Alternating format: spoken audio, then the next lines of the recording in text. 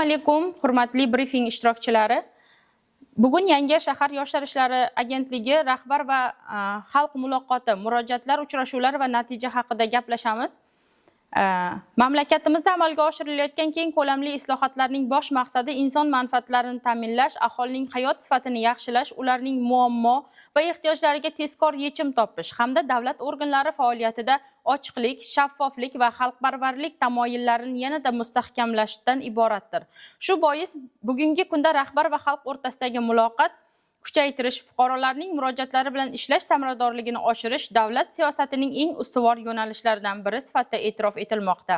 Prezidentimiz tomonidan ilgari surilgan xalq davlat organlariga emas, davlat organlari xalqimizga xizmat qilishi kerak degan ezgu tamoyil asosida davlat idoralari faoliyatida mutlaqo yangi tizim shakllantirildi. Mazkur tizim fuqarolarning dardini eshitish, muammolarini o'rganish va ularga amaliy yordam ko'rsatishga qaratilgan samarali mexanizmlarni o'z ichiga oladi. Hurmatli ishtirokchilar, bugungi kunda fuqarolarning murojaati bilan ishlashda xalq qabulxonalari, virtual qabulxonalar, sayyor qabullar, ochiq muloqotlar hamda ommaviy uchrashuvlar muhim ahamiyat kasb etmoqda. Ushbu platformalar aholining davlat organlari bilan bevosita muloqot qilish imkoniyatlarini kengaytirib, joylarda mavjud muammolarni tezkor aniqlash va bartaraf etishga xizmat qilmoqda. Yoshlar bilan ishlash tizimida ham murojaatlar bilan ishlash va ochiq muloqot tashkil etish ustuvor vazifalardan biri hisoblanadi.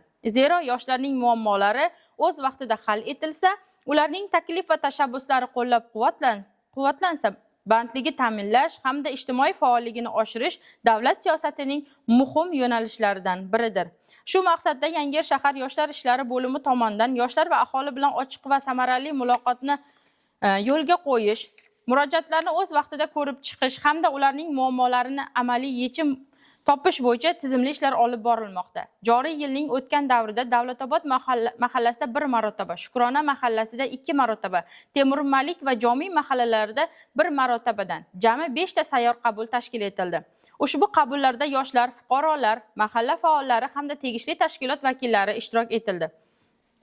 Hisobot davrida Yangi shahar yoshlar ishlari bo'limi jami 46 ta murojaat kelib tushdi.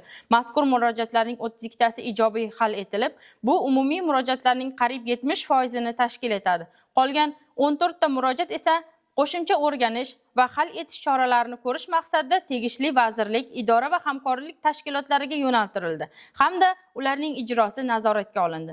Murojaatlar tahlili shuni ko'rsatadiki, asosiy masalalar bandlikni ta'minlash, tadbirkorlik faoliyatini yo'lga qo'yish, kasb-hunar o'rganish, kredit va subsidiya olish, ijtimoiy yordam ko'rsatish, kommunal xizmatlar hamda infratuzilmani yaxshilash bilan bog'liq bo'lgan muammolardir. Sayyor qabullar va ochiq muloqotlar davomida ko'plab muammolar joyida hal qilindi. Fuqarolarga huquqiy va amaliy tushuntirishlar berildi.